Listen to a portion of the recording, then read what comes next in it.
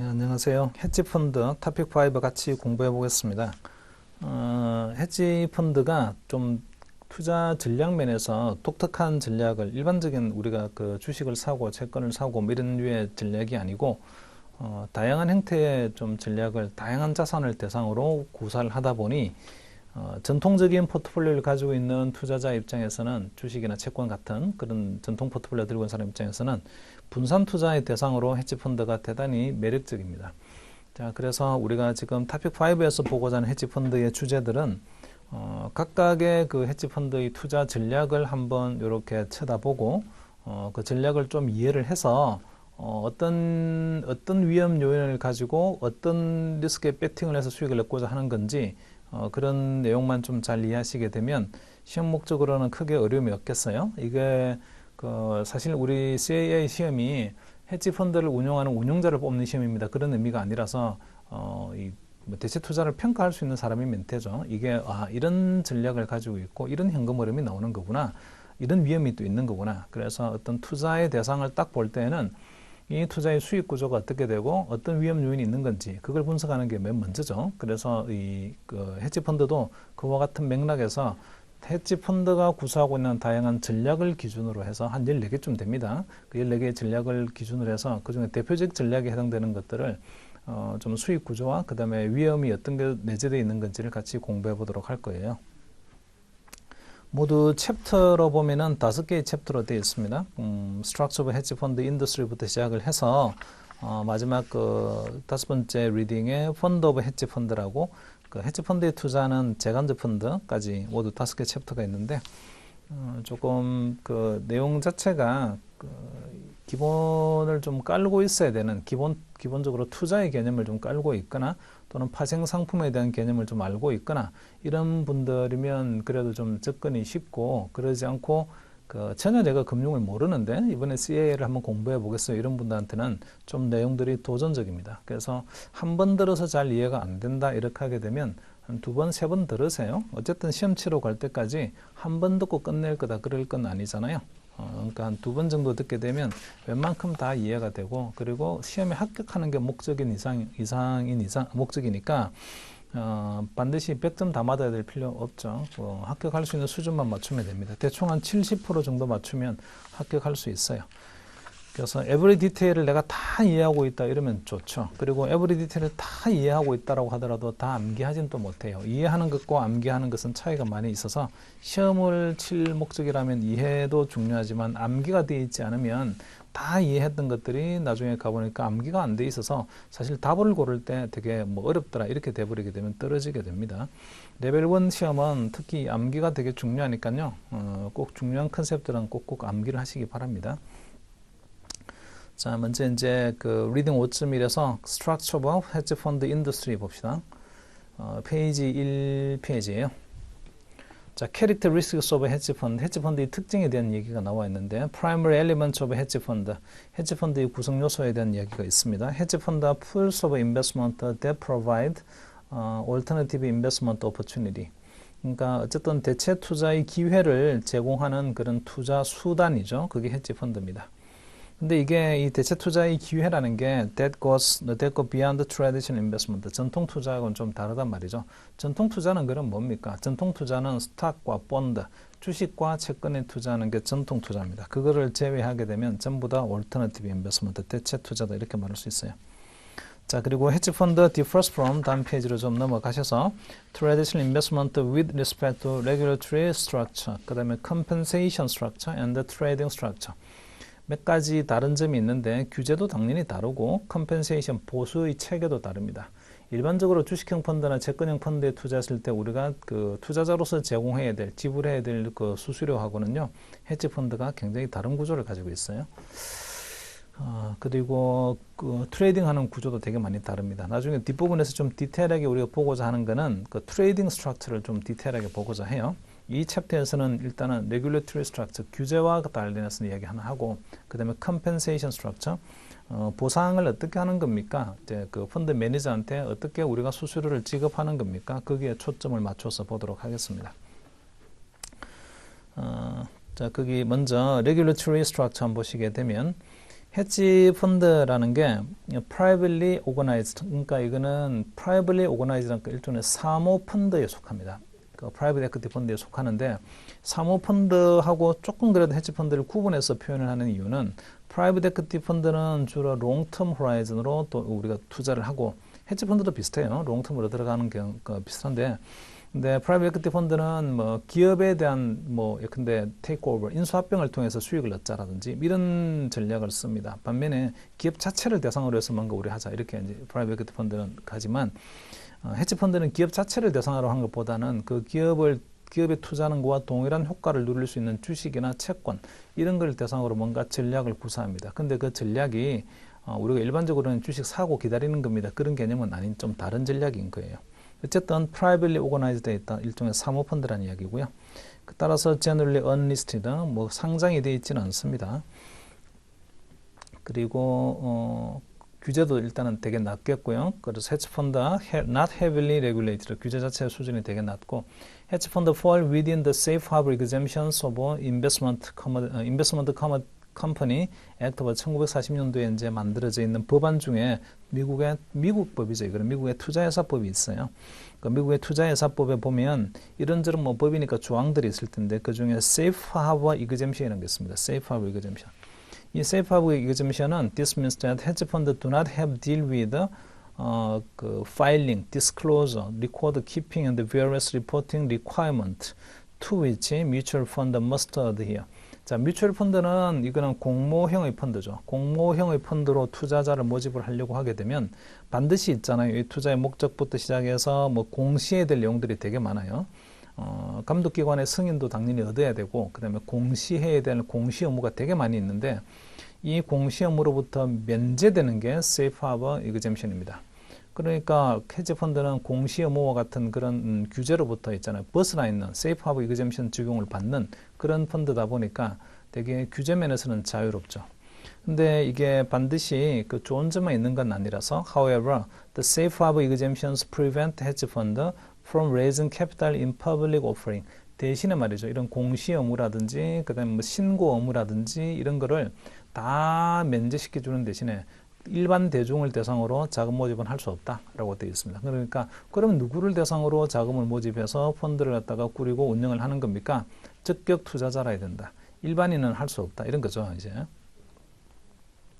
그래서 헤지 펀드가 much more restricted than mutual fund in allowing investor to invest in their fund. 그러니까 뮤추얼 펀드에 비해서는 투자자가 투자하는 조건 자체가요. 헤지 펀드는 대단히 까다롭습니다.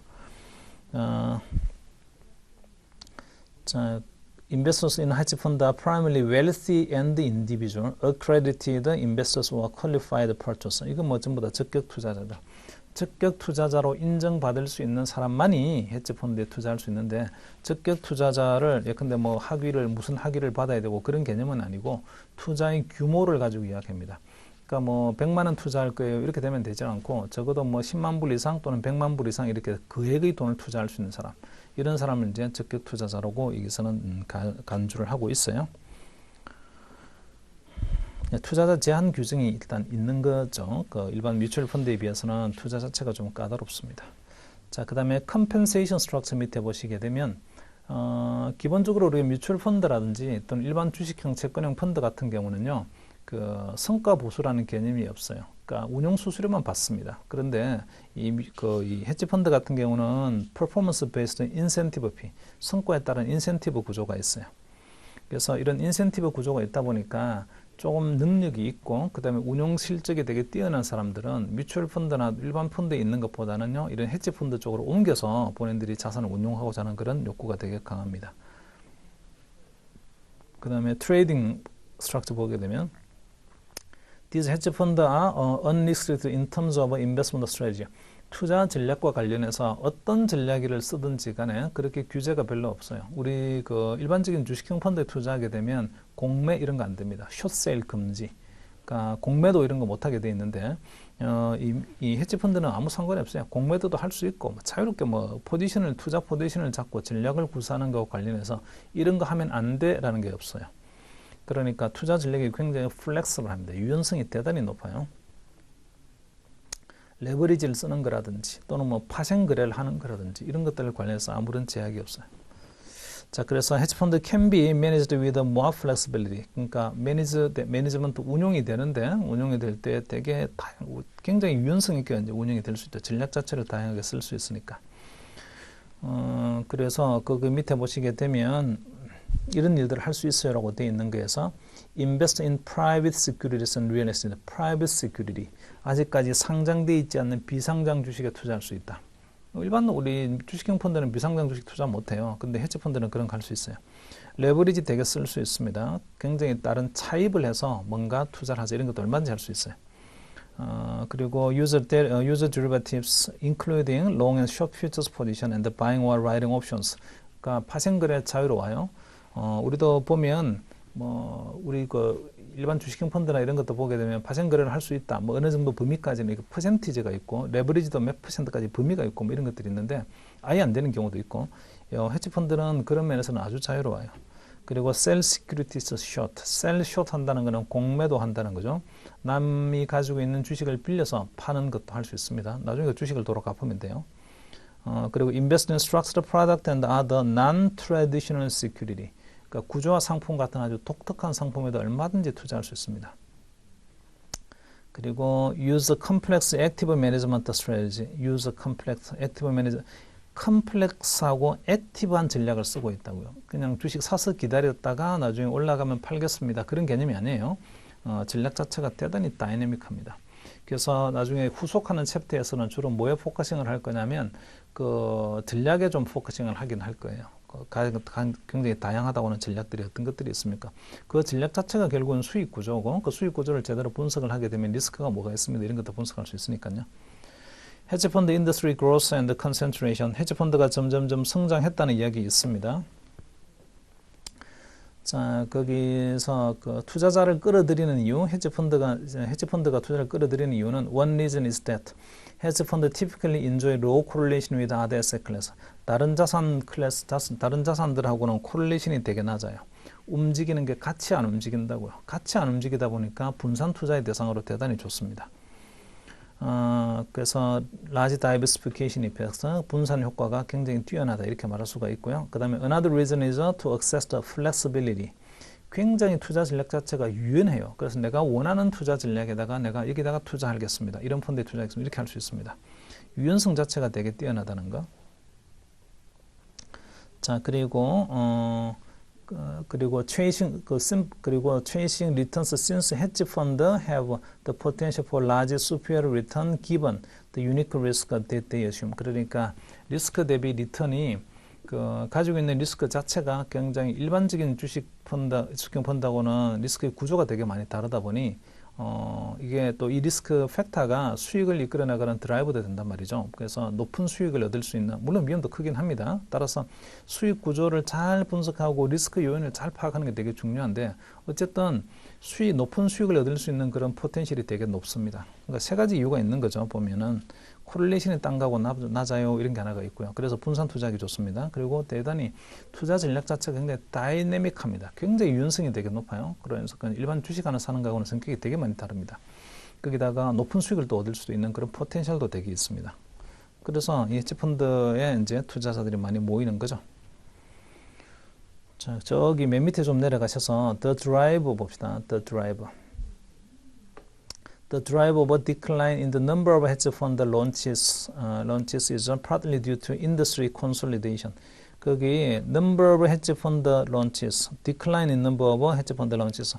hedge 펀드의 숫자가 자꾸 줄어들어요. 이렇게 hedge 펀드 세상이 좀 망해가고 있구나. 그런 의미가 아니고 hedge 펀드가 자잘한 이렇게 이 백가쟁명하던 춘추전국 시대 같은 그렇게 막 흩어지던 자그마한 hedge 펀드들이 점점점 규모가 커지고 있다는 얘기죠. 그래서 하나의 헤지펀드가 가지고 있는 사이즈는 커지고 대신에 헤지펀드의 숫자는 줄어들고 있습니다. 그런 모양이에요. 그렇게 되는 이유가 industry consolidation, which refer to increase in percentage of a market represented by relatively small number of participants. 그러니까 숫자가 몇 개 안 되는 헤지펀드가 전체 헤지펀드를 다 장악하고 있습니다. 그런 게 industry consolidation의 의미입니다. 자, 그리고 거기 다음 페이지 3페이지 두 번째에서 why such a high correlation, high concentration in the largest hedge fund. 왜 이런 일이 일어났습니까? 거기 보면은 institutional investors are showing a preference for the largest hedge fund vendors. 기관 투자자가 점점점 헤지 펀드에 투자하는 투자자로 자꾸 참여하고 있기 때문이에요. 옛날에는 기관 투자자가 헤지 펀드에 투자로 들어오질 않고 주로 이 프라이빗 웰스 개인 중에서 이제 돈이 좀 많은 거액 투자자, 거액 자산가들이 헤지 펀드에 투자하는 경우가 되게 많이 있었는데 개인의 자격으로. 근데 지금은 기관 투자자들도 헤지 펀드에 투자하는 투자자로 막 들어오고 있습니다. 기관 투자자 헤지 펀드처럼 운용을 한다는 소리가 아니고 얘들이 자기 투자를 하러 들어오는 거예요. 그러면 기관 투자자는 일반 개인하고는 다르잖아요. 기관 투자자는 굉장히 꼼꼼하게 요구하는 것들이 되게 많아요. 헤지 펀드에 대해서.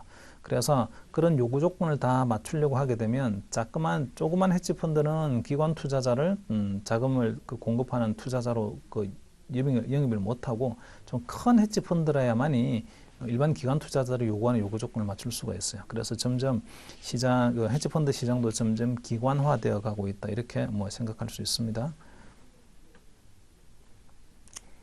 자, 그 다음에 헤지펀드 피 봅시다. 헤지펀드 피. 페이지 3페이지에서 이게 이제 그 컴펜세이션 스트럭처거든요. 헤지펀드의 수수료 구조. 이 수수료 구조가 일반적인 뮤추얼 펀드하고는 성격이 많이 다릅니다. 먼저 그 매니지먼트 피가 있어요. 매니지먼트 피는 우리가 일반적으로 말하는 운용 수수료죠. 기간 초에 얼마만큼을 자금을 모집을 했니? 예컨대 1,000억 모집을 했어요. 그러면 1,000억 대비 2%가 연 운용 수수료입니다. 하면 연초에 있던 금액 대비 2%에 해당되는 예컨대 1,000억 대비 2%는 20억이죠. 20억이 운용 수수료다. 이런 겁니다. 그게 매니지먼트 피예요. 그래서 management fees are collected on quarterly, semi-annual or annual basis and collected regardless of fund performance. 얘는 펀드의 성과가 좋든 나쁘든 상관이 없어요. 연초에 얼마만큼의 운용자산 규모가 있니? 그 운용자산 규모 곱하기 퍼센티지 해당되는 만큼을 운용 수수료로 받습니다. 그래서 the typical management fee for hedge fund가 1.5%고 asset under management가 운용자산이죠. 운용자산 규모의 한 1.5% 정도를 연간 운용 수수료로 받는다는 거고요. 그 다음에 퍼포먼스 피가 있는데 이게 인센티브 피 또는 프로핏 쉐어링 피라고도 합니다. 이익을 내게 되면 일정 부분만큼을 나눠 갖는 거죠, 이제. 그래서 collected on annual base 이거는 연간 기준으로 일단은 적용이 되는데 but only 조건이 있어요. The fund is profitable. 이 펀드가 이익이 나야 돼요. 그러면 실현시킨 이익에 대해서 일정한 퍼센티지만큼은 헤지 펀드 매니저가 가져가는 겁니다, 하는 거죠. 그래서 거기 보니까 the typical performance 피가 17.5%입니다. 이렇게 나와 있고요. 그 대부분의 경우에 if 매니지먼트 피가 1.5%고 그 다음에 퍼포먼스 피가 17.5%라고 하면 the fee 구조는 이렇게 말을 합니다. 1.5 and 17.5 이렇게요. 이게 이제 시장에서 쿼테이션하는 방식이죠. 220가 보통 옛날에는 220 2%가 운영 수수료고 그 다음에 20%가 인센티브 피입니다 이랬는데 이것도 경쟁의 영향인지 좀 이 수수료가 조금씩 낮아지고 있어요. 자, 그 다음에 Fund Compensation Agreement may also contain hurdle rate.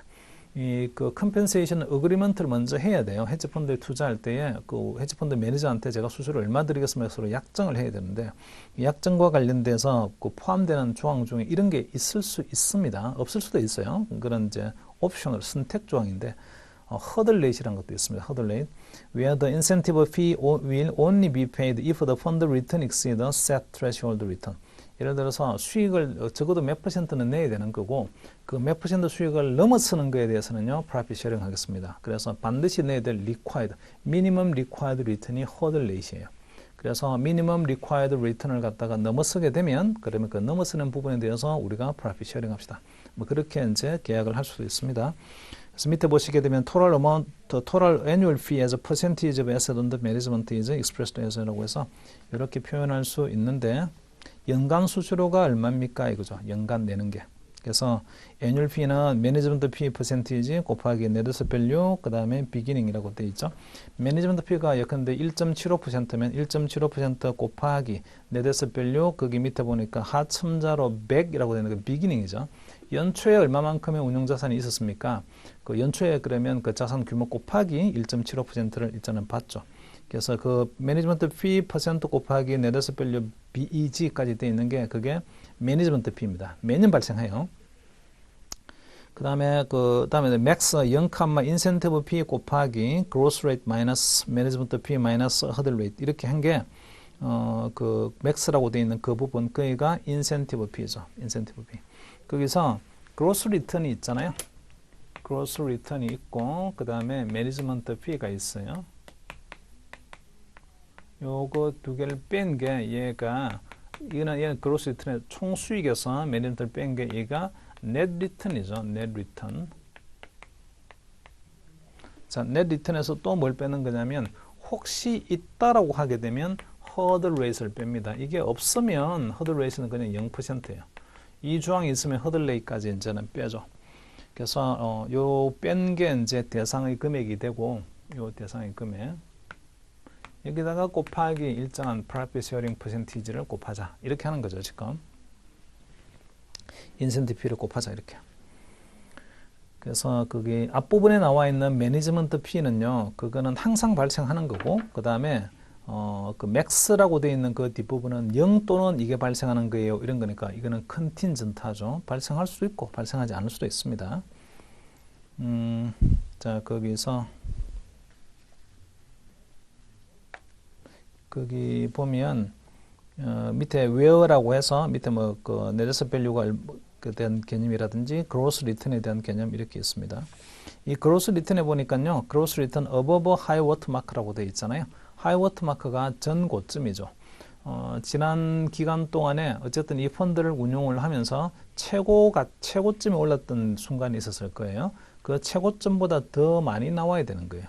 그 최고점보다 더 많이 나와야만이 그래야만이 이익이 나온 거고 이익이 나왔니 안 나왔니를 판단하는 기준은 연초 대비 이익이 나왔니 그 개념이 아니고 인센티브 P를 지불하기 위한 이익의 개념은 전 고점보다 더 가치가 우리 펀드 가치가 더 높아졌나요?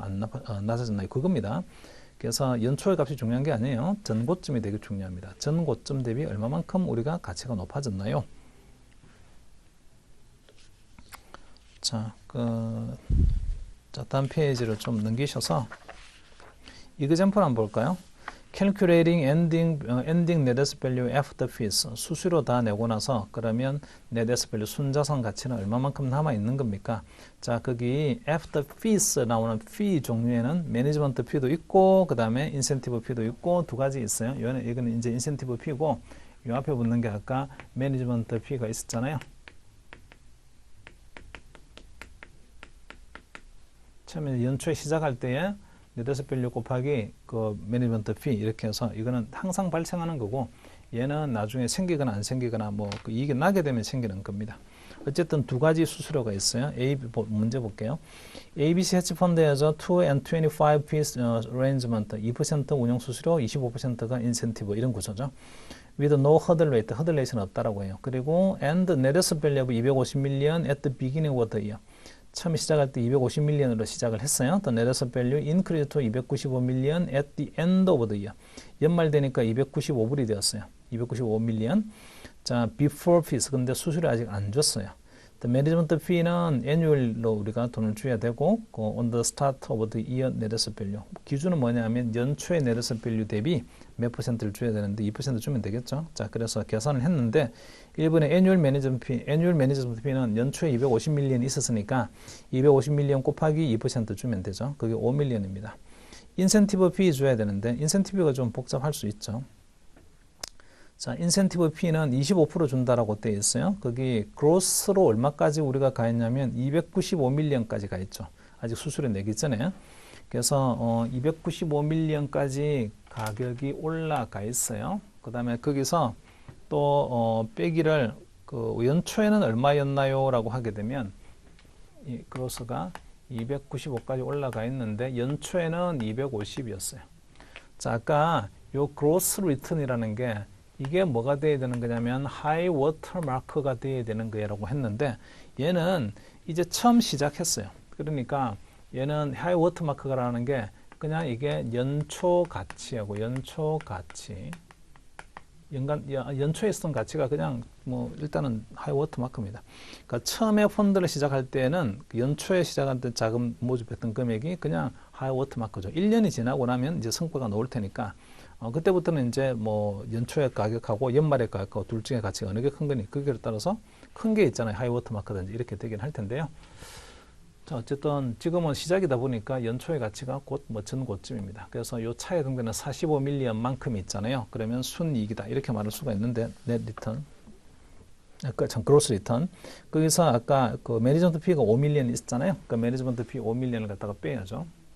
여기서 보니까 마이너스 이게 있네. 매니지먼트 피를 5밀리언을 빼자 이거죠. 5밀리언 빼자.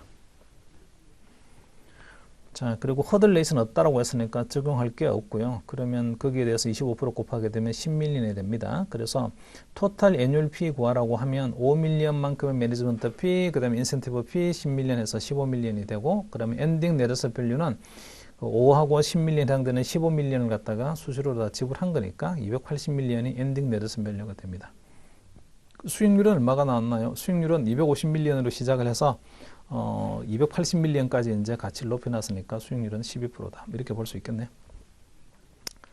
자, 그 다음에 그 밑에서 we can also calculate the fees if we are given effort fee net asset value as in the following example. 밑에 example에서 calculating ending net asset value before fee가 있습니다. 자, 이거는 별표를 좀 해 놓으시고 이 문제를 풀 수 있으면 그 위에 있는 example도 다 풀 수 있어요. 연습을 몇 번 하십니다. 이거 연습을 자주 하셔야 돼요. 시험 문제 나오게 되면 망설이고 이럴 시간이 없이 그냥 딱 보는 순간 계산기 바로 있잖아요. 탁탁탁 둘러서 답 나오게끔 이렇게 돼야 돼요. 자, before fee 있잖아요. 그죠? ending net asset value before fee. 수수료 생각하지 말고 수수료 차감하기 전에 그러면 net asset value는 얼마입니까? 한번 구해보라고 돼 있어요. XYZ hedge fund has a 1 and 20 fee arrangement with no hurdle rate and the net asset value of 500 million at the beginning of the year. 연초 값 나와 있고 그 다음에 net asset value increase 600 million at the end of the year after fee. 수수료 다 내고 나서 600 million 남아 있어요. 자, if management fees are distributed annually 1년에 한 번씩 management fee 낸다라고 하고 based on the start of the year 그리고 그 수수료는 연초 기준이고 연초 net asset value 기준이고 calculate the following 계산해보세요. annual management fee 구해보세요 라고 되어 있습니다. annual management fee 구하는 거는 뭐 연초 얼마라고 나와 있잖아요. 지금 500밀리언 나와 있으니까 500밀리언 곱하기 1% 하면 금방 나올 거예요. 그래서 5밀리언이 되고 그 다음에 인센티브 피도 구해보라고 되어 있어요. 자, 인센티브 피를 이제 구해야 되는데 그 인센티브 피를 구하는 게 그 다음 페이지를 한번 봅시다. 자, 거기 엔딩 net asset value가 600밀리언이고 이미 우리가 구해지기로는 annual management fee 구했어요. 그러니까 annual management fee 구했으니까 이 여러 가지 지금 fee가 막 섞여 있어서 조금 복잡하게 보여질 수 있는데 지금 매니지먼트 피하고요. 처음에 시작할 때 t = 0 시점에서 500으로 시작을 했고 그 다음에 t = 1 시점이 끝났더니 있잖아요. 600이 돼 있는 거죠. 이거는 after 수수료 다 주고 나서 있잖아요. 그죠? 이렇게 600밀리언이 되어 있습니다.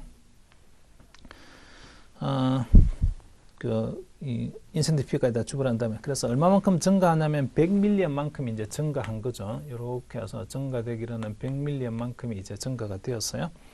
자, 이게 그 증가된 금액만 한번 보게 되면 처음에 최초 대비 얼마만큼 증가했습니까? 이 gross return은 수수료 빼기 전이죠. 자, 여기서 수수료를 이제 빼야죠. 수수료를 뺀 게 아까 gross return에서 5밀리언만큼이 있잖아요. 요게 이 매니지먼트 피였습니다. 자, 이거 빼고 난 거에 나머지 대해서 인센티브 피 20% 내야죠. 그 다음에 여기까지가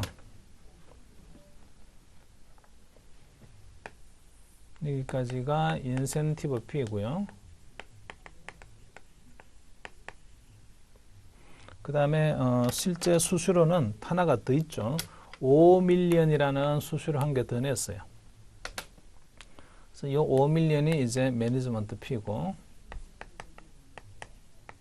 이거 두 개 합치게 되면 토탈 피가 되겠죠. 그래서 총 증가분 대비 500 대비 얼마만큼 증가했습니까? 해서 이거는 수수료죠. 수수료를 갖다 다 빼고 나게 되면 그러면 여기서 이거 뒤에 있는 거 빼게 되면 net으로 얼마만큼 증가했습니까 되는데 그 net으로 증가한 금액 자체가요 이게 이제 100입니다 이렇게 돼야죠. 얘가 100입니다. 이 gross return이 100이라는 소리가 아니고 이렇게 하게 되면 100이 돼야 되는 거죠. 자, 그러면 gross return은 얼마입니까? 구해지죠. gross return은 얼마입니까? gross return은 130이에요. 이렇게 됩니다. 그래서 500 대비 그러면 연말에는 얼마가 남아 있어야 될 거냐면 130을 합친 630이 되어 있을 거예요. 630. 자, 이거는 이제 before fees죠. 수수료 내기 전에는 630이었는데 수수료를 갖다가 지금 뭐 그 fee를 30을 낸 거죠. 그랬더니 after fee가 지금 600이 남아 있는 거예요. 자, 그리고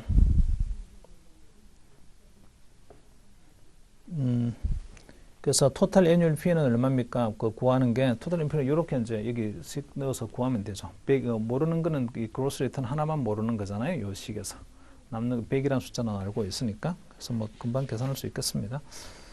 토탈 애뉴얼 피가 얼마인가요? 했더니 토탈 애뉴얼 피는 30밀리언이고 그 다음에 그 엔딩 네저스 밸류는 원래 이제 세금 그 수수료 내기 전에는 그 630이어야 됩니다. 이렇게 금방 구할 수 있겠습니다. 자, 그래서 2번은 보게 되면 이렇게 저렇게 말로 지금 설명이 되어 있는데 2번에 말로 설명되어 있는 것보다는 이렇게요. 이게 총 증가분이 얼마입니까? 연초 대비 총 얼마 증가했나요? 거기서 수수료 빼게 되면 그러면 순 증가분이 될 텐데 그 순 증가분이 100이 되면 되는 거라고요. 그래서 이렇게 이제 수식을 넣어서 계산하면 되겠죠. 계산하게 되면. 자, 그리고 그 만약에 이게 프로핏 쉐어링 구조만 있다라고 하게 되면 말이죠. 그 매니지먼트 피는 없고 프로핏 쉐어링 구조만 있었다라고 하게 되면 before 그 피 수수료를 내기 전에 얼마만큼 그러면 가치가 있어야 되는 거냐면 만약에 이제 그것만 있었다라고 하게 되면 이 매니지먼트 피가 없었다라고 하게 되면 지금 100이라는 금액만큼이 증가한 거잖아요. 근데 100이라는 금액만큼만 이렇게 증가한 게 뭘 뺀 거냐면 FDP에서 만약에 if 있잖아요. 매니지먼트 피는 없고 인센티브 피만 있었다라고 하게 되면 그러면 그 이전의 값은 뭐가 되겠습니까? 구할 수 있는데 지금 80%를 나누면 되죠. 20%가 인센티브 피니까. 그래서 요거 나누게 되면 125밀리언이 됩니다. 125밀리언. 자, 인센티브 피만 주는 구조였다라고 하게 되면 엔딩 밸류가 증가한 거는 125밀리언만큼만 증가하면 돼요. 그래서 125밀리언에서 20% 해당되는 금액을 뭐 주버리게 되면 그러면 그 비포 피 기준으로 나올 수가 있겠죠. 근데 우리는 실제로는 여기다가 뭐를 더해주냐면 매니지먼트 피 5밀리언이 더 있는 거죠. 그래서 매니지먼트 피 5밀리언까지 합쳐서 보게 되면 130밀리언이 증가해야 되는 겁니다. 자, 그 설명이 그 2번에 나와 있는 설명입니다. 2번에 나오는 방식으로 하셔도 되고요. 그 다음에 뭐 저는 2번에 나온 방식보다는 이 방식이 훨씬 더 편해요. 그래서 저는 이게 편하니까 저는 이 방식으로 했고 만약에 그렇지 않고 뭐 우리 2번 교재 설명에 나와 있는 것처럼 그 매니지먼트 피가 없었다라고 하게 되면요 125밀리언만큼 있으면 되는 겁니다. 이제 이렇게 될 수 있는데 근데 그 125밀리언은 매니지먼트 피가 없었을 경우 이야기고 매니지먼트 피가 있으니까 그 피까지 같이 감안하게 되면 130밀리언만큼이 증가돼야 되는 겁니다. 그게 우리 교재에서 나와 있는 설명이에요. 그래서 교재 설명보다는 저는 요 위에 있는 방식이 훨씬 더 낫습니다. 자, 어쨌든 요 이그젬플 두 개는요 여러 번 연습을 하셔가지고 헤지 펀드의 수수료 계산하는 그 문제니까 여러 번 연습을 하시기 바랍니다. 그래서 금방 풀 수 있게끔 이렇게 해 놓으세요. 자, 5페이지에서 high watermark and hurdle rates and fee가 있는데 high watermark라는 게 is the highest net asset value that incentive fees were based on for the fund. 그러니까 인센티브 피를 우리가 지급하려고 하게 되면 뭔가 기준값보다는 지금 현재의 가치가 증가됐으면 이렇게 되는데 기준값이 뭐니? 그 기준값이 이제 하이 워터마크죠. 전 고점입니다. 자, 그리고 그 밑에서 그 패러그램 마지막 문장 보시게 되면 The high watermark is designed to ensure incentive fees are paid only once on each dollar of cumulative net profit to the fund. 어쨌든 시간이 뭐 언제가 얼마가 지났든지 간에 옛날에 최고로 우리가 한 3년 전에 말이죠. 어디까지 펀드 가치를 높인 적이 있어. 투자 성과가 거기까지 높아진 적이 있어.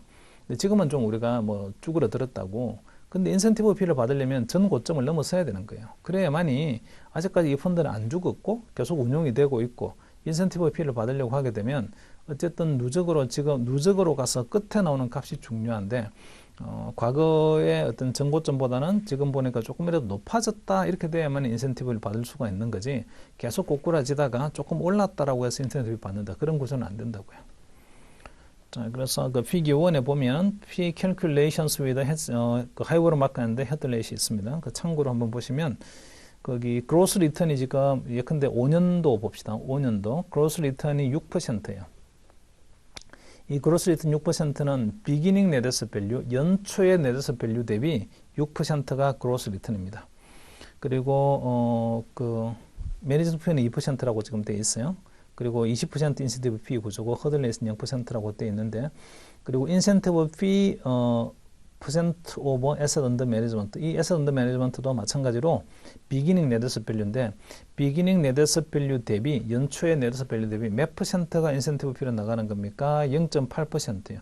그 0.8%가 그럼 어떻게 나왔지? 자, 아까 그로스 리턴이 있었고요. 요 그로스 리턴이 있죠. 그로스 리턴.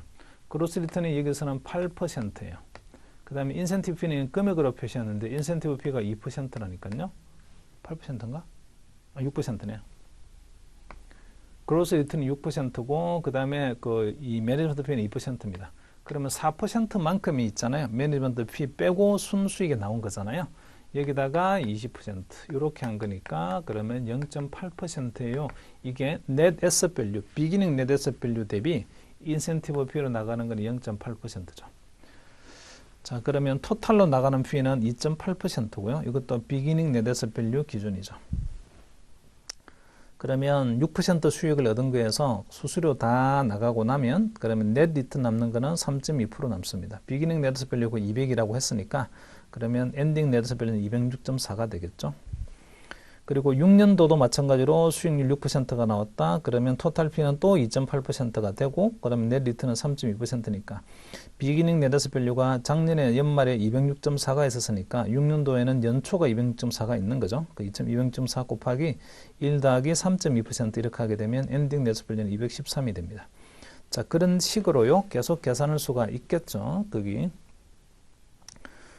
그리고 그 맨 오른쪽 컬럼에 보시게 되면 엔드 하이 워터 마크가 있는데 243.7이 있잖아요. 하이 워터 마크죠. 거기 엔드 net asset value 오른쪽에서 두 번째 컬럼에 보게 되면 연말의 net asset value는 뭐 값이 여러 값들이 있는데 그 중에서 최고점에 해당되는 게 244.7입니다. 그래서 243.7을 한번 찍고 나면 그 다음에 나오는 연도들은요, 전 고점이 243.7이 전 고점이 되고, 243.7보다 더 많게 net asset value가 나와야만이, 그래야만이 인센티브 피를 받을 수가 있을 거예요. 자, 그리고 거기 또 그 패널 B에서 2% 매니지먼트 피, 그리고 20% 인센티브 피, 그 다음에 4% 허들 레이시 있는 경우. 4% 허들 레이시 있으면 인센티브 피는 허들 레이까지 포함을 해서 자, 여기다가 2%에다가 또 뭐가 있는 거냐면요. 또 4% 허들 레이스를 빼야죠. 이렇게. 그러면 0%가 됩니다. 그러니까 인센티브 피는 0이에요, 이제. 그래서 토탈 피는 뭐 2%만 이제 내게 되는 거고 매니지먼트 피, 인센티브 피는 안 나가니까 넷 리턴은 4%고 그리고 비기닝 net asset value 대비 엔딩 net asset value는 4% 증가해서 208이 되겠습니다. 이것도 마찬가지로 똑같은 방식으로 계속 엔딩 net asset value 구할 수가 있고 그리고 하이 워터마크 다 구할 수 있겠습니다. 이 하이 워터마크가요, 그 허들 레이시 있는 경우는 하이 워터마크가 높아지게 돼 있죠. 기본적으로 이 매니지먼트 피만 넘어서게 되면 수수료 주는 게 아니고 허들 레이까지 포함해서 넘어서야 되는 거니까 인센티브 피로 나갈 수 있는 찬스가 자꾸 줄어들게 됩니다. 그래서 인센티브 피를 덜 주다 보니까 엔딩 밸류가 계속 크게 나오게 되고 그리고 엔딩 하이 워터마크도 허들 레이시 없는 거에 비해서는요 높게 나옵니다. 자, 페이지를 좀 넘기셔서 인센티브 피스 이펙트란 거 봅시다. incentive fees may result in perverse incentive. 자, perverse 된다는 게 좀 왜곡된다는 이야기 있잖아요. 인센티브 fee 구조는 그 운용하는 운용자로 하여금 뭔가 어떤 동기를 왜곡된 동기를 주게 돼요. Perverse incentive motivates the hedge fund manager to manage the fund in his own best interest rather than the best interest of the investor. 그러니까 그 매니저들이 자기의 그 이익을 위해서 운용을 하려고 하고 그 투자자의 이익을 갖다가 좀 앞세우지 않는 거예요. 자기 이익이 먼저 앞세우는 그게 perverse incentive 구조인데 그게 부작용이죠. 이런 게. For example, 예를 들어서 the hedge fund manager may be influenced by the relative value of the fund net asset value and the high watermark and seek increase volatility. 자, 이제 그 지금 뭐 이런 구조가 되죠. 뭐 그림을 그려서 보게 되면 현재 t=0 시점에서 저한테 주어지기를 이게 이제 현재 네드셋 밸류가 여기 있어요. 순자산 가치가. 근데 과거에 이제 어디까지 올라갔었니를 보니까 여기가 하이 워터 마크예요. 전 고점입니다. 어쨌든 전 고점보다 이렇게 더 올라가게 되면 그러면 저한테 주어지는 거는 근데 뭐 17.5% 전 고점을 넘어서는 이익에 대한 17.5%가 인센티브로 오는 거죠.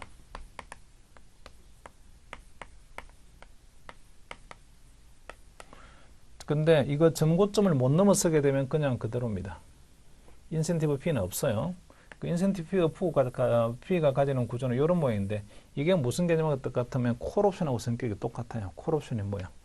자, 그래서 이 매니저한테는 이런 요인이 생긴다고요. 현재 시점에서 보니까 나는 연말 단위로 이제 연간 기준으로 제가 인센티브 피를 받게 되어 있는데 연말까지 과연 하이 워터마크를 통과할 수 있을까?